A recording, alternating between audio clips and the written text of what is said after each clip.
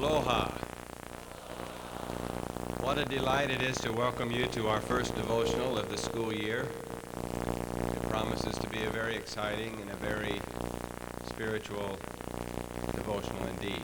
We have several announcements to make before we begin, so if you'll listen carefully, I'll repeat them once, and then we'll proceed. First, in 2 weeks, the devotional speaker will be Brother Glenn Tuckett, the athletic director at Provo. He will be accompanying the football team as they come down to play at the University of Hawaii. Brother Tuckett is one of the great speakers of the church, and we hope that you will be in attendance at that devotional. Also, we would like to announce the Honolulu Symphony concert, Wednesday night, the 19th. Now, the Honolulu Symphony is one of the great symphony orchestras in the U.S. This will be a very special concert because our own Dr. Preston Larson will be performing on the organ that night with the Honolulu Symphony. So please mark your calendars. That's the 19th of this month, Wednesday at 7:30 here in the Activity Center. Also, I've been asked by the SA to announce the beach party tomorrow at 10 o'clock.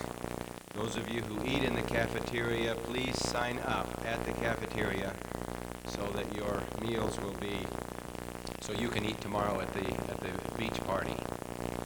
We have this system. You sign up on this sheet when you go to the beach party, and you can get your cafeteria meal, only it's much better usually at the beach than at the cafeteria. We'd like to say also that after the volleyball game tonight, which begins at 7:30, we're playing Utah State. There will be a dance at 9:30 in the ballroom. You're all invited to attend. You're asked especially not to wear hard-soled shoes. If you come in hard-soled shoes, you'll be asked to take your shoes off in order to dance, but we hope you'll come with the right kind of shoes. Now, with the introductions and the announcements out of the way, we can proceed by singing Come, Come Ye Saints. Our conductor is Dr. James Smith. At the organ is Brother Preston Larson. And as Brother Smith is coming, we'd like to mention to you that on the stand we have members of the Executive Council, President and Sister Cameron, and Preston Cameron, who is the youngest son of the President. He will be introducing our President this morning. Come, come ye saints.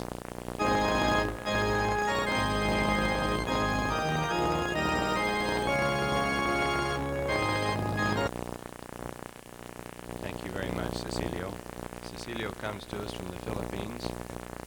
We want to express gratitude to the Filipino Club for providing the decorations for this morning. One correction, the dance tonight will be here in the Activity Center and not in the ballroom.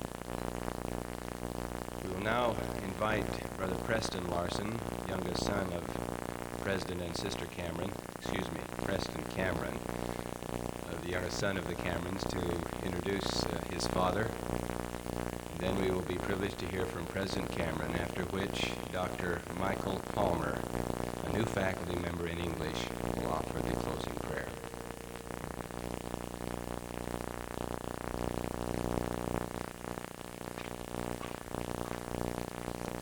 I was just going to ask you, Rick, if you knew something I didn't know. When I found out that I was going to have to introduce my dad, I thought for a long time, and I thought, what could I say to all of these new students that would be worthwhile? So I called my mother on the telephone, and I said, Mom, you did it last year, and they've stuck it with me this year, and I've got to introduce Dad. What do I say? What can I tell these folks that will be interesting? And she said, tell him that he was born in a little hick town in Utah, Panguitch, Utah.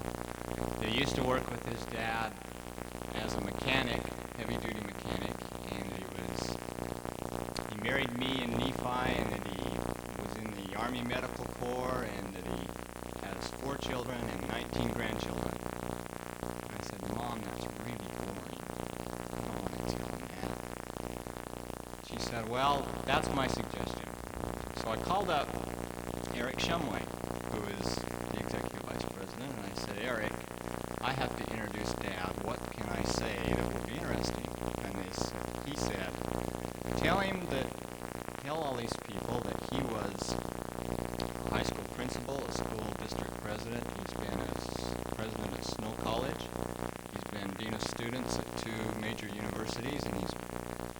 vice president at BYU Provo before he came over here, and that he's president here. And I said, Eric, that's really boring. I don't want to tell him that. And he said, well, that's my suggestion. So I thought, and I said, I know, I'll call Coach Chittister, because Dad's good friends with Coach Chittister. So I called Coach Chittister, and I said, Dad, I've got to talk about Dad and introduce him. What can I say?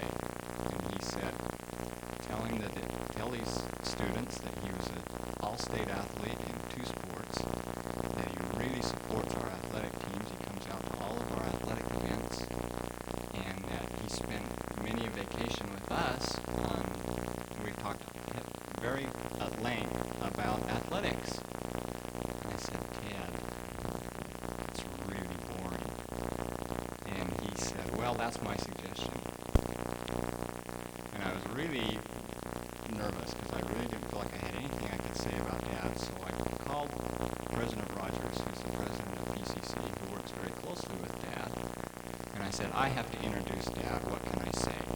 And he said, tell him all about all of the church callings that he's had, that he's had personal friendships with 4 prophets, that he's had very spiritual experiences in giving life-saving blessings to his oldest grandchild and his youngest grandchild, and that he serves on the High Council. He's been a state president, a regional representative, a member of the General Board, and on and on and on. And I said, President Rogers, that is really boring. I am not going to say that. So I hung up and I decided that I would come out here and say to you that I'm going to introduce to you my best friend. And he can be your best friend. And I have great confidence in him, and I know that what he is going to say to you will not be boring. So I present to you my dad.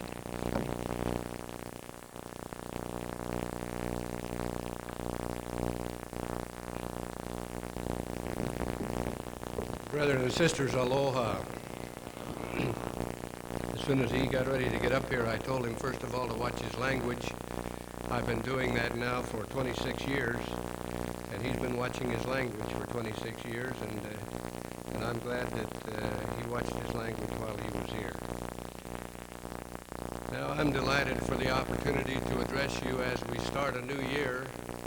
I was reading through a legal journal the other day, and I came upon a title that said, Maiden Ladies Beware.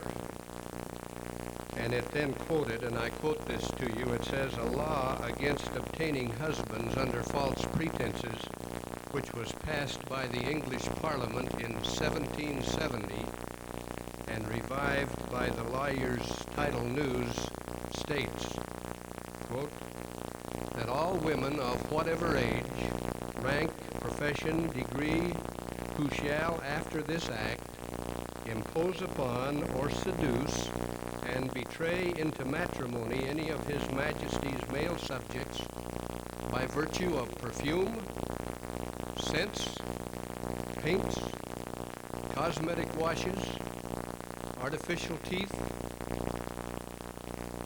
false hair, Spanish wool, iron stays, bolstered hips, or high-heeled shoes shall incur the penalty of the law now in force against witchcraft and like misdemeanors, and the marriage under such circumstances shall be null and void, unquote. Now, if such a law were in effect today, would it change the actions of our young women? Only you can answer that. Speaking for the men, I hope it wouldn't. To introduce my topic this morning, I quote from a talk given by Elder Boyd Packard. A little incident. 2 of our missionaries were teaching a fine family, and they had expressed a desire to be baptized, and then they suddenly cooled off. The father had learned about tithing and canceled all further meetings with the missionaries. A few days later, the local branch president persuaded the elders to join him in another visit to the family. I understand, he told the father, that you have decided not to join the church. That is correct, he answered. The elders tell me that you are disturbed about tithing. Yes, said the father. They had not told us about it, and when I learned of it, I said, now that's too much to ask. Our church has never asked anything like that.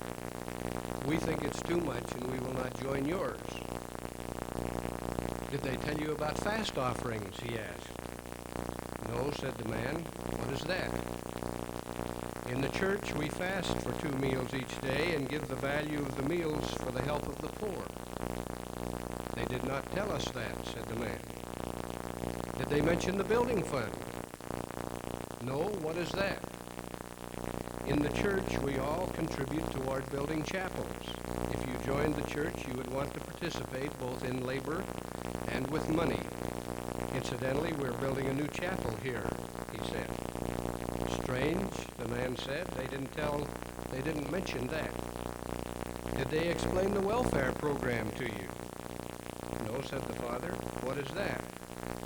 Well, we believe in helping one another. If someone is in need or ill or out of work or in trouble, we are organized to assist, and you would be expected to help.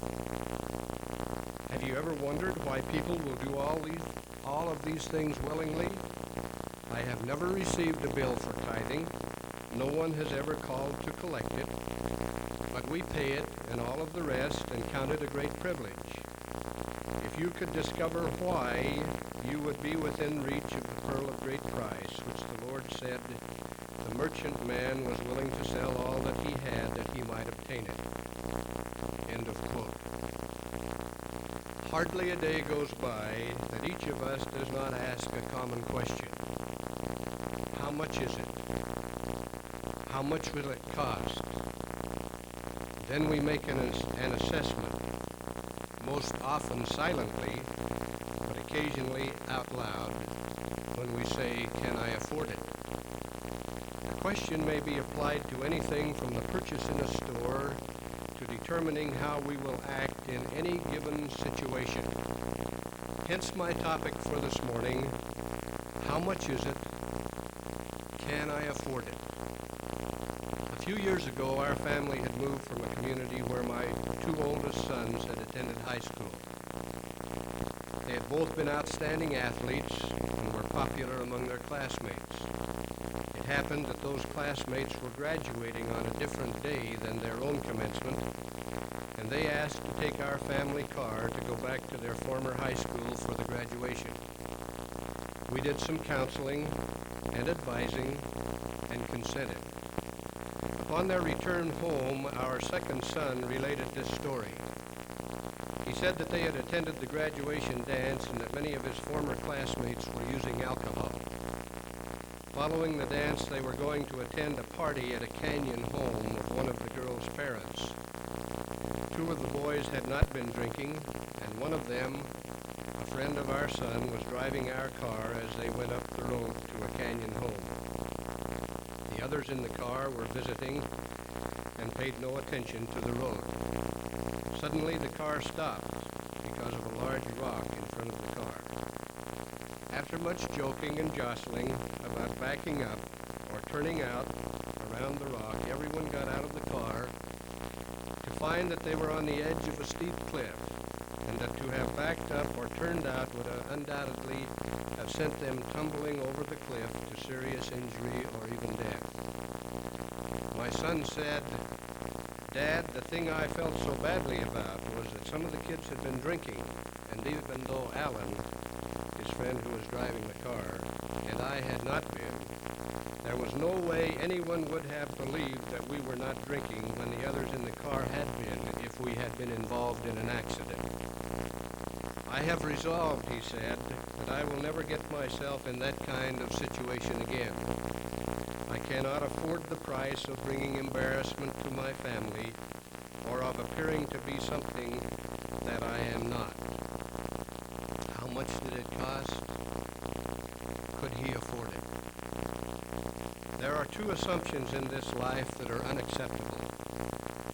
One is that we can hurt ourselves without hurting others.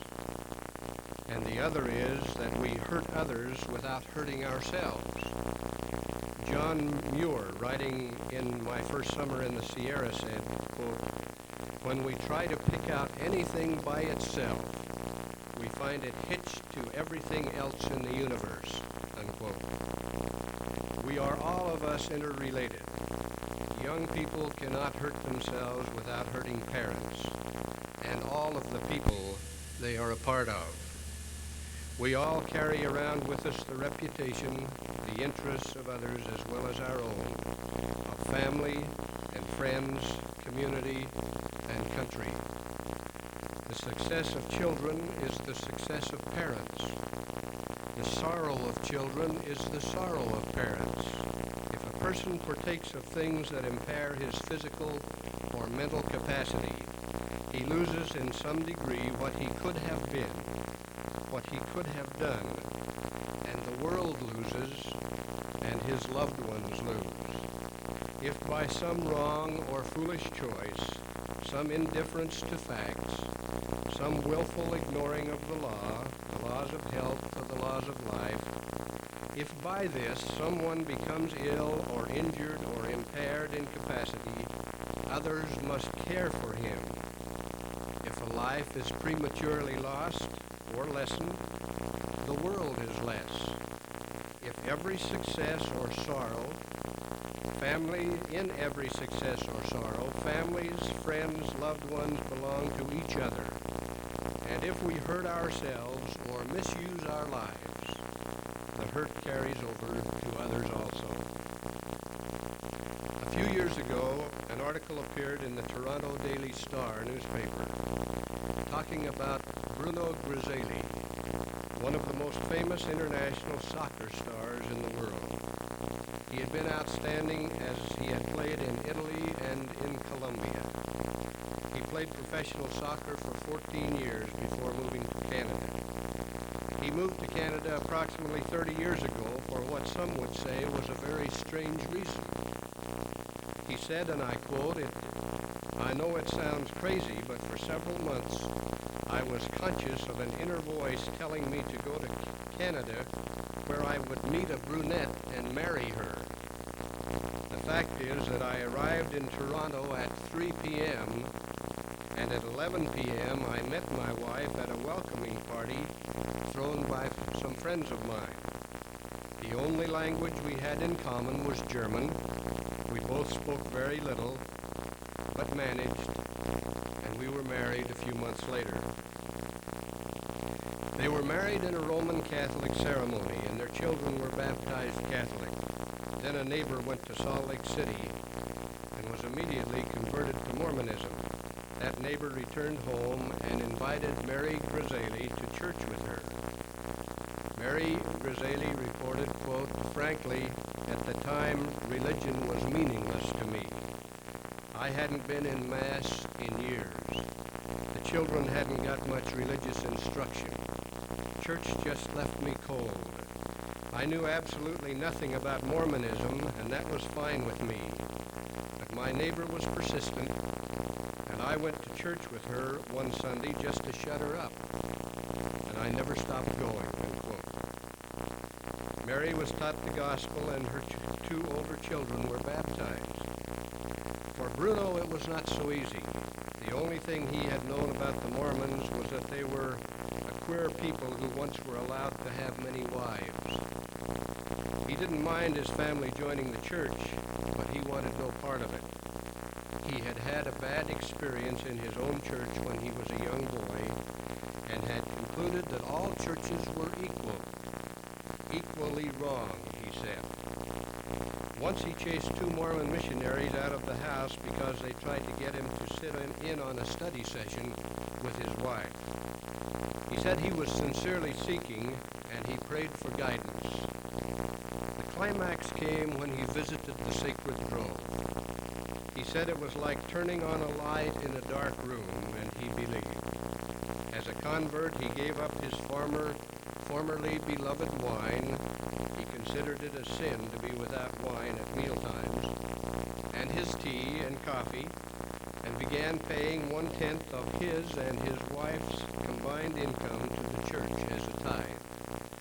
Instead of finding membership a hardship, he says, quote, "I've got a peace of mind I had always wanted, but have never been able to find, unquote. Bruno played soccer on an outstanding Toronto, Canada team and was player and assistant coach for the Toronto All-Stars. He said, however, "I've almost given up soccer since becoming a Latter-day Saint because I refuse to play on Sunday. Actually, following the church's rules about no wine, tea, or coffee has made me a better player than ever. This year I went to Cleveland to play an exhibition game, and at my age," he was then in his mid-40s, "scored 5 goals, more than I had ever scored in my life before." Now the Grizzlies spend their Sundays doing church work. "Something's happened to me that I never would have believed possible," Bruno said. "My religion is now more important to me than soccer." Bruno counted the cost and was willing to afford it. His father refused to attend his baptism. His 2 sisters in Italy refused to make contact with him. Many of you have had similar experiences. When we count the costs for keeping the commandments, we find it never costs. It pays. All of us are looking for happiness, whether we know it or not. I don't think any person in his right mind set out to make himself or herself miserable. We do not find happiness by pursuing it where it isn't. It is found in usefulness, in service, in happy association with family and friends, in learning with principles, purpose, and an inner peace. It isn't found in idleness or indulgence, in breaking law or commandments, or in an unquiet conscience. If we want it, we must look for it where it is, and not where it never was. Happiness comes with living as we ought to live, with being what we ought to be, by doing what we ought to do. It comes with learning, serving, improving, repenting, trying honestly, keeping the commandments, knowing that life and loved ones are everlasting, with the plan and purpose of a loving Father over all. It is not just an elusive something to look for. It is something worth seeking. Brigham Young University Hawaii campus has determined that it will maintain certain standards. There are 3 major areas in which we have high standards for all members of the university community. They are academic, conduct, and appearance. We know that we pay a price for having these standards. Some students find our academic offerings too difficult. Some cannot bring their standards of personal conduct into line with the conduct required here.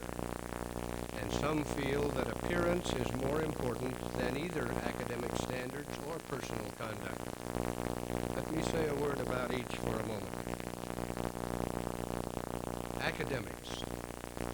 We are a university.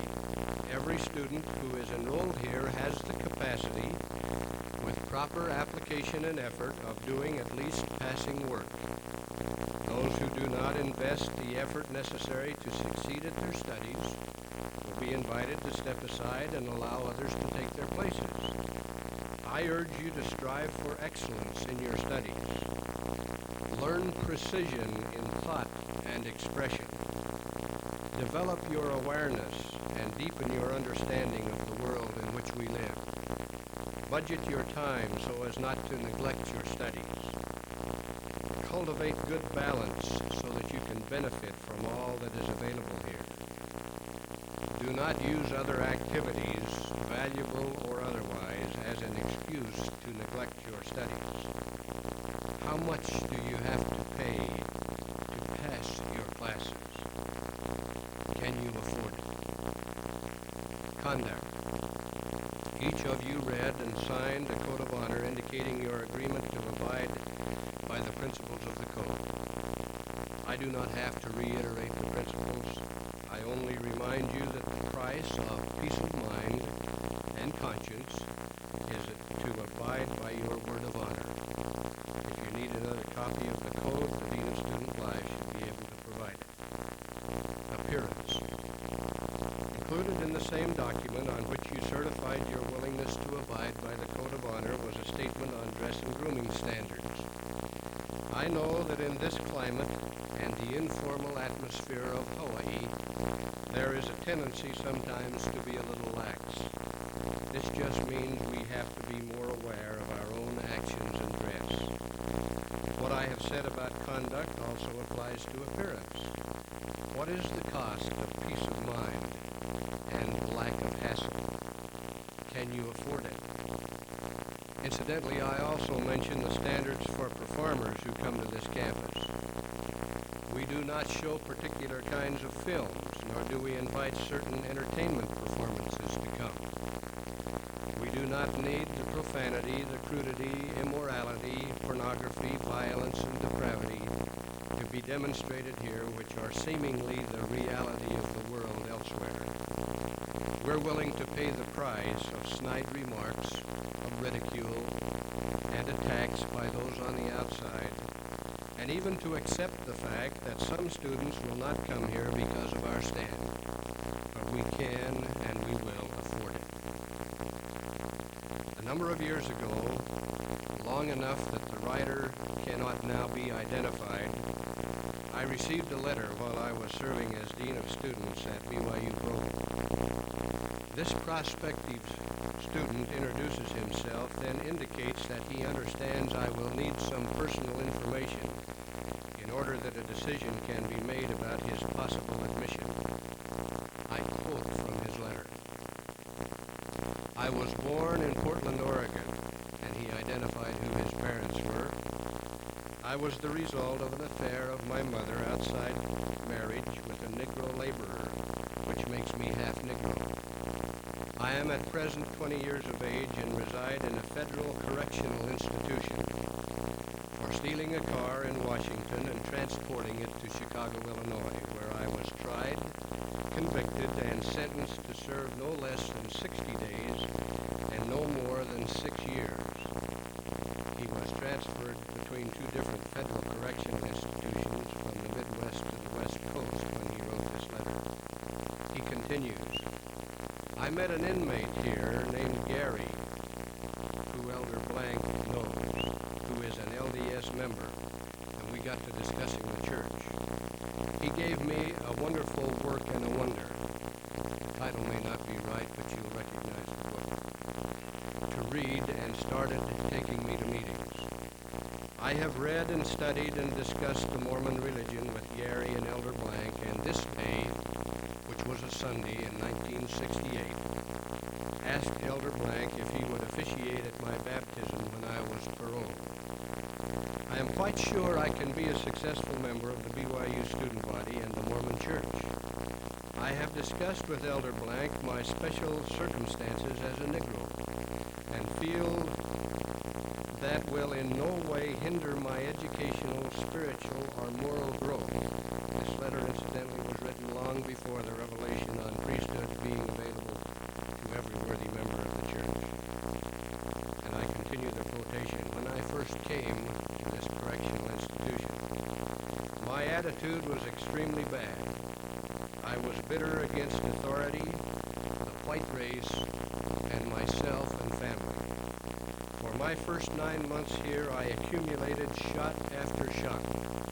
And then he explains that these are disciplinary reports that are not positive. For insolence, disrespect, and striking officers. Then in December, I started questioning my premises for these actions. I asked myself,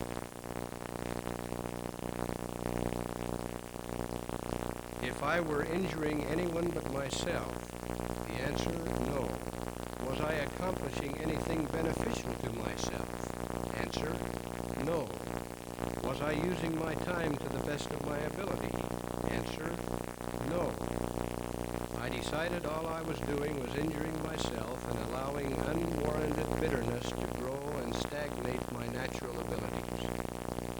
On January 2nd, 1968, I was released from solitary confinement with a new hope and attitude. When I came to this place, I was a tentative convert to the Muslim religion. After a time, I found I could not despise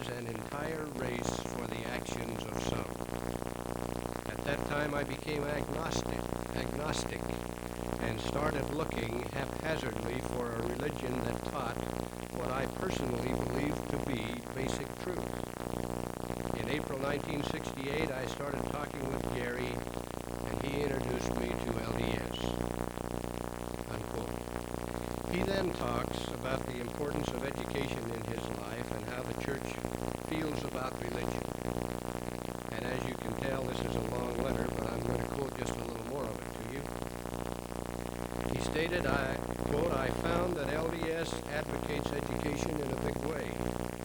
That LDS believes in morality and the supremacy of the family.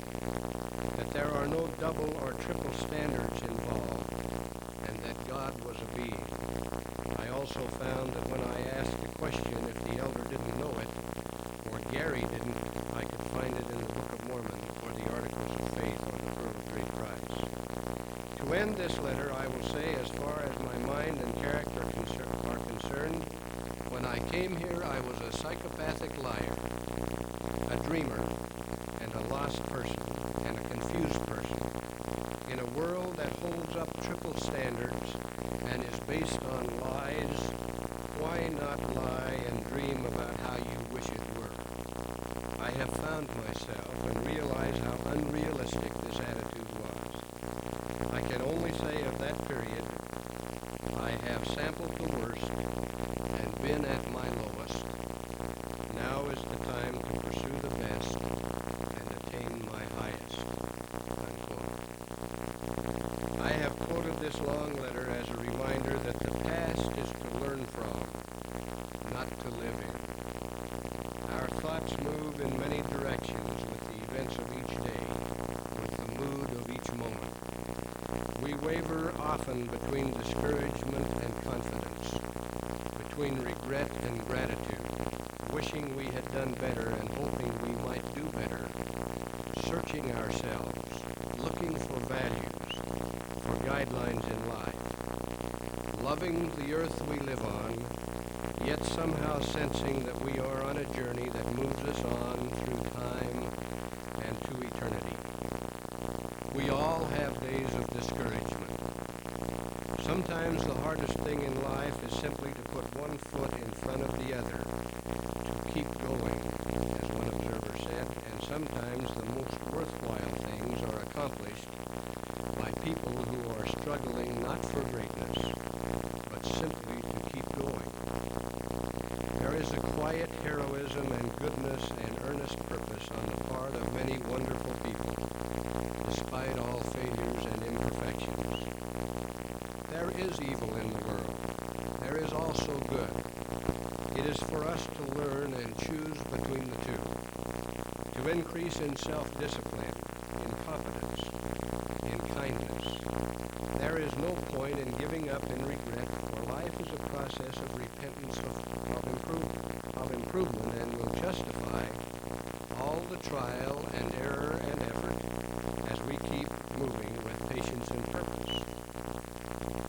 A few years ago, Ted Williams, one of the great baseball stars of an earlier era, had the opportunity to be one of only 8 men in 40 years who had hit 400 in baseball, or 40% of the times he had been at bat. As he reached the beginning of the last week of the season, his batting average was above 400. He was approached by his manager and offered the week off so he might protect his record. Ted Williams indicated he preferred to play. As he came to the last game of the season, he had not done too well. He had a batting average of .39955. This average was still technically 400. And he was approached again by his manager and offered the opportunity to lay out of the last game. Ted responded by saying, "If I'm going to be a 400 hitter, I want to have more than my toenails on the line." In his last day, he participated in a doubleheader. He hit 4 for 5 in the first game and 2 for 3 in the second, to wind up with a .406 batting average, the highest average in the major leagues for 19 years. Would it have been morally right for Ted Williams to have laid off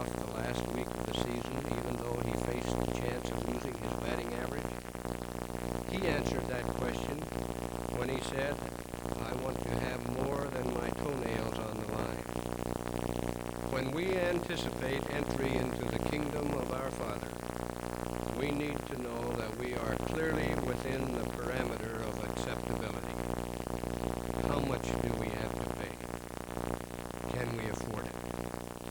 Victor Hugo said, "Have courage for the great sorrows of life and patience for the small ones, and when you have laboriously accomplished your daily task, go to sleep in peace.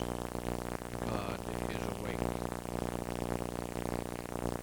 Mia Farrell, Diane Linkletter, Richard Dreyfuss, and Melinda Cummings grew up as childhood acquaintances in Beverly Hills, California, where a common element linked them.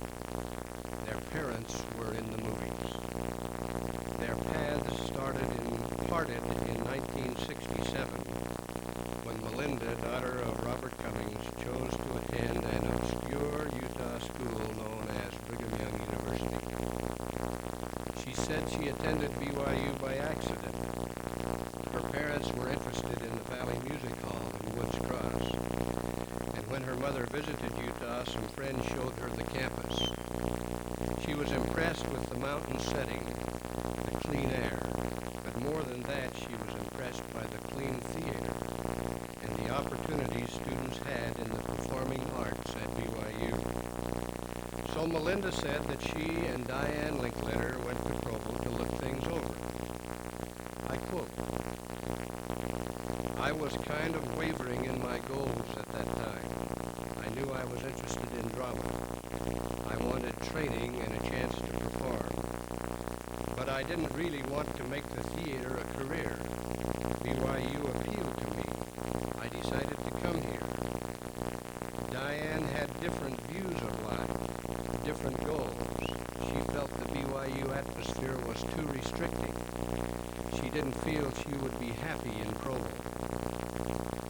I interrupt Melinda's story to indicate that Diane Linkletter returned to California, where she continued to pursue the unrestricted life that she was not willing to give up in order to attend BYU. Within the year, she had walked out of a 7-story window while on a drug high, which resulted in the loss of her life. How much was her life worth? Could she have afforded to make the change? But back to Melinda, and I quote, "Let me mention one of my first impressions of BYU. I couldn't believe how marriage-conscious people were.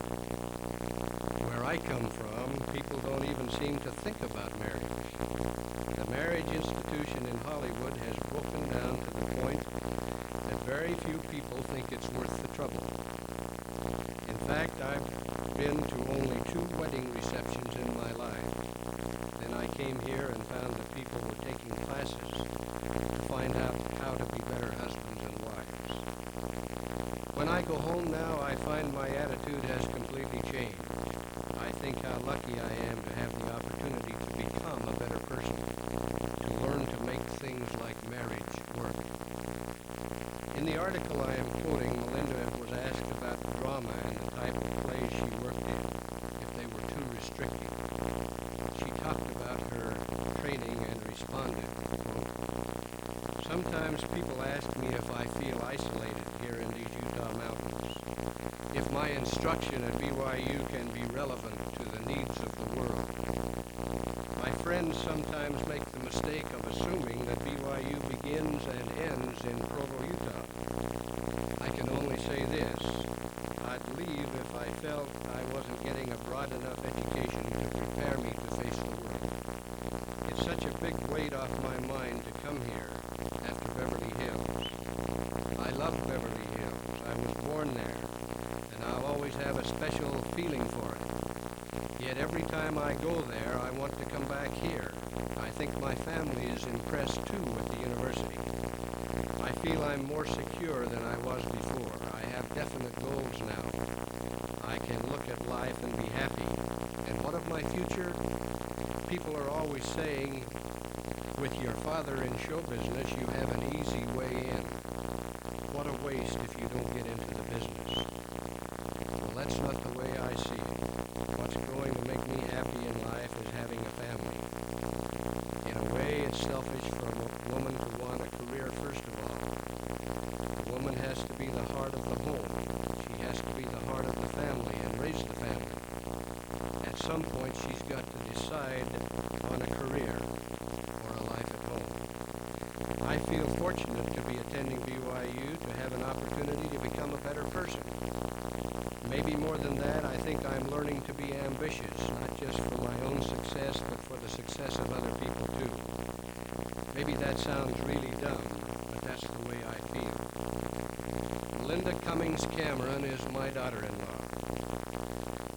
a loving husband and 6 beautiful children who call me Grampian. She had all the same potential and avenue for success in the bright lights of Hollywood that Mia Farrow has and that Richard Dreyfuss has. Her heart was touched by the gospel of Jesus Christ, and she weighed carefully the price she could pay and determined what she could afford. In terms of material goods, she could have afforded whatever she wanted. She made her choice. There are those who will say she made a dumb choice, but there is a smiling Father in heaven who knows the devotion of a willing heart. It was not easy for her to make the choice she made. She did not have to lead a great army or conquer a nation. She just had to fight a silent war within. Many of you have similar struggles. Some of them are outside. Some of them are physical obstacles. Some are unfriendly environments or contentions with others. Some of us are battling jealousy, envy, resentment. Some of us are fighting a devastating inner war when we burden ourselves with wrongdoing, with the weight and friction of an unquiet conscience. There are wars of stubbornness, of rebellion against counsel. The silent inner struggles deep in the human heart may be more devastating than anyone realizes. But he or she is most blessed who has conquered envy, appetites, who has made his peace and found composure and a quiet conscience, and has a reconciliation for the silent struggles within the human heart. I am proud of Melinda and those like her who follow the commandments of a loving Father in heaven. I speak to you today as the youth of today. Youth is a time we move through swiftly. It isn't a stopping place for any of us. If we are now young, whatever is expected of youth or whatever we demand for youth, it will soon apply to others and not to you. Youth doesn't last very long, no more than any other age, and it should neither be an overprivileged nor an underprivileged segment of society, because at some time it is all of us, as are all other ages. And you who are young, however young you are, it won't be long until you will be older, and those who follow will ask what you have done with your life. Remember, time is crowding you right now, pushing you through your teens to your 20s, and then your 30s and 40s and so on, sooner than you suppose. Youth isn't the permanent property of anyone. It is a corridor we pass through without lingering. There is no stopping place for any of us. It is a time for learning, for clean living, for responsible action, and a record of honor with self-respect. Respect for all others, respect for law, for life, with appreciation for the past and for the present, and for preparation with faith for the future. The cost to obtain each of these attributes is not